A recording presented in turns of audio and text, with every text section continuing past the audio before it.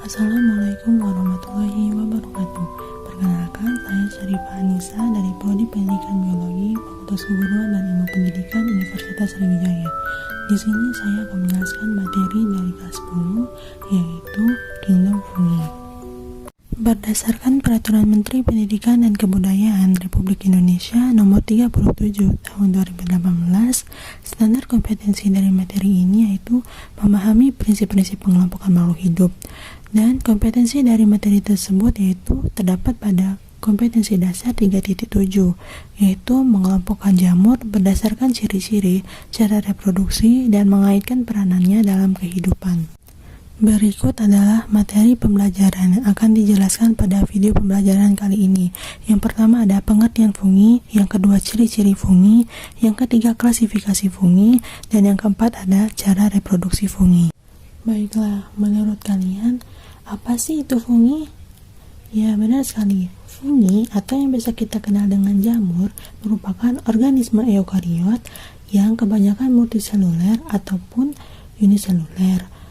Organisme ini memiliki ciri khas yaitu talusnya berupa benang-benang hifa yang membentuk miselium dan memperoleh makanan dengan cara menyerap zat organik secara langsung atau yang disebut juga dengan organisme heterotrof. Jamur atau fungi ini tersebar luas di alam dan kebanyakan juga hidupnya bebas di darat dan di air atau bersama dengan bakteri dan protista. Selain itu, jamur juga ada yang hidup bersama atau bersimbiosis dengan organisme lain. Jamur atau fungi juga merupakan organisme saprofit, yaitu berperan sebagai organisme pembusuk dan pengurai materi organik. Beberapa jenis fungi juga merupakan parasit yang dapat menyebabkan penyakit serius pada manusia, hewan, maupun tumbuhan. Selanjutnya yaitu struktur fungi. Secara umum, fungi terdiri dari tudung, lamela, hifa, inti sel, septa, cincin atau anulus, stipe atau tangkai buah, dan ada miselium. Secara umum, struktur fungi itu sendiri terdiri dari sel eukariotik yang tersusun atas dinding-dinding sel yang mengandung zat kitin. Zat kitin pada jamur tersebut mirip dengan zat kitin pada kerangka luar arthropoda. Zat kitin juga tersusun atas polisakarida yang sifatnya kuat dan fleksibel. Selanjutnya, tubuh jamur juga tersusun atas benang-benang halus yang disebut juga dengan hifa. Selanjutnya, hifa pada jamur ini juga dapat bercabang-cabang yang nantinya akan membentuk jaringan yang disebut sebagai miselium. Miselium ini akan membentuk jalinan hingga terbentuknya tubuh buah seperti pada jamur merang. Selain itu, hifa pada jamur juga memiliki pembatas atau sekat antar sel yang disebut dengan septa. Septa pada jamur memiliki pori yang cukup besar sehingga organel sel dapat mengalir dari sel ke sel lainnya. Berikutnya yaitu klasifikasi fungi. Fungi terbagi menjadi 4 klasifikasi. Yang pertama, Zygomicota, yang kedua Ascomycota, ketiga Basidiomycota, dan keempat Deuteromycota. Zygomicota merupakan jamur yang membentuk spora dengan dinding tebal atau yang biasa disebut dengan zigospora. Jamur Zygomicota ini berhabitat di darat, tanah, atau pada sisa organisme yang telah mati. Contoh dari jamur Zygomicota yaitu Rhizopus oryzae yang berperan dalam pembuatan tempe. Ascomycota merupakan jamur yang menghasilkan askospora pada reproduksi generatifnya, sedangkan pada reproduksi vegetatifnya memperbanyak konidia, spora, tunas, dan fragmentasi. Contoh dari jamur Ascomycota yaitu Saccharomyces cerevisiae yang berperan dalam pembuatan roti dan minuman beralkohol. Basidiomycota merupakan jamur yang reproduksi aseksualnya dengan tunas, fragmentasi, dan konidia, sedangkan pada reproduksi secara seksualnya dengan cara membentuk basidiospora. Basidiospora ini sendiri menghasilkan basidium yang memiliki bentuk seperti gada. Basidium juga ada yang bersekat dan ada juga yang tidak bersekat. Contoh dari jamur Basidiomycota yaitu jamur kuping dan jamur merang yang dapat dimakan. Deuteromycota merupakan jamur yang reproduksi vegetatifnya dilakukan dengan membentuk spora dan konidia, sedangkan pada reproduksi generatifnya belum diketahui, sehingga Deuteromycota disebut sebagai jamur tak sempurna. Jamur Deuteromycota ini juga bersifat parasitisme atau menyebabkan penyakit pada makhluk hidup lainnya. Contoh dari jamur Deuteromycota yaitu Epidermophyton microsporum, yaitu jamur yang menyebabkan penyakit kurap. Terakhir yaitu reproduksi pada fungi. Reproduksi pada fungi terbagi menjadi dua. Yang pertama ada reproduksi generatif atau seksual yang terbagi lagi menjadi isogami, anisogami, oogami, gametogami, somatogami, spermatisasi. Yang kedua ada reproduksi vegetatif atau aseksual yang terbagi juga menjadi pembentukan tunas, fragmentasi, dan spora. Reproduksi secara aseksual dilakukan dengan pembelahan sel atau fragmentasi dan pembentukan spora. Pembentukan spora sendiri berfungsi untuk menyebarkan spesies dalam jumlah yang besar. Spora jamur atau fungi dibedakan menjadi dua, yaitu spora aseksual dan spora seksual. Spora aseksual melakukan pembelahan secara mitosis, sedangkan spora seksual membelah secara meiosis. Contoh dari spora aseksual yaitu zoospora, endospora, dan conidia. Secara seksual, perkembangbiakan atau reproduksi dilakukan dengan peleburan dua sel inti, yaitu melalui kontak gametagium dan konjugasi. Kontak gametagium menyebabkan terjadinya singami, yaitu penyatuan sel dari dua individu.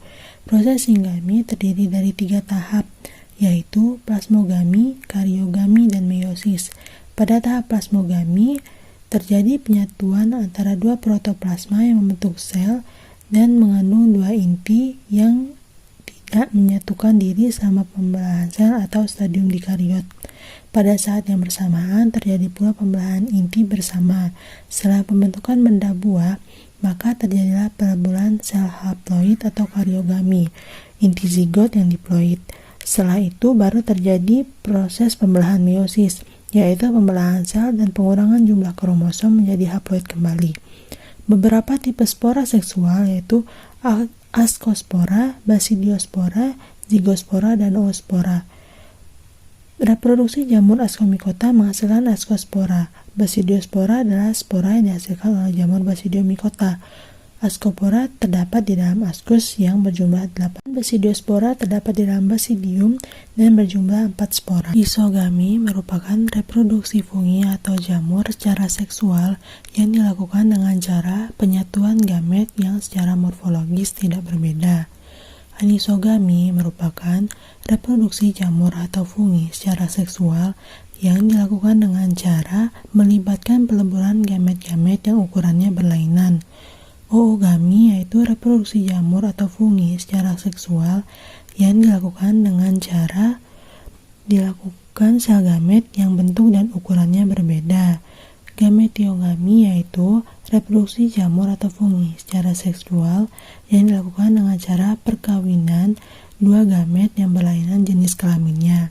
Somatogami merupakan reproduksi jamur secara seksual yang dilakukan dengan cara perkawinan dua sel talus yang tidak mengalami diferensiasi.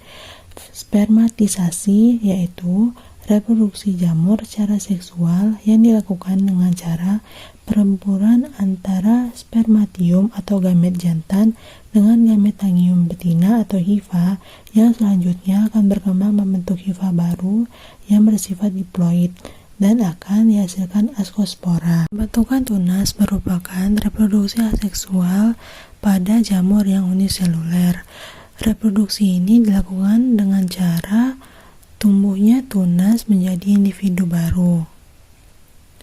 Sedangkan pada jamur atau fungi yang multiseluler akan dilakukan reproduksi aseksual dengan cara fragmentasi dan pembentukan spora. Fragmentasi merupakan reproduksi aseksual pada jamur atau fungi yang dilakukan dengan cara pemotongan bagian-bagian hifa. Pada tiap-tiap potongan tersebut akan tumbuh menjadi hifa baru. Pembentukan spora merupakan reproduksi aseksual pada jamur atau fungi yang dilakukan dengan cara spora yang dihasilkan dari pembelahan secara mitosis pada spora aseksual yang terjadi dalam sporangium, ascus atau basidium. Spora tumbuh menjadi sporangiospora atau pendukung spora. Sporangiospora yang dihasilkan tersebut akan bersifat haploid. Selain itu, ada jenis jamur atau fungi yang menghasilkan conidiofor atau tangkai conidia. pada ujung conidiofor tersebut terdapat conidium atau kotak conidiospora, yang di dalam conidium tersebut terjadi pembahan sel secara mitosis dan menghasilkan banyak conidiospora dengan kromosom yang bersifat haploid. Baiklah, mungkin hanya ini saja yang dapat saya sampaikan pada video pembelajaran kali ini. Lebih dan kurangnya saya mohon maaf. Saya akhiri, wabillahi taufiq wal hidayah. Wassalamualaikum warahmatullahi wabarakatuh.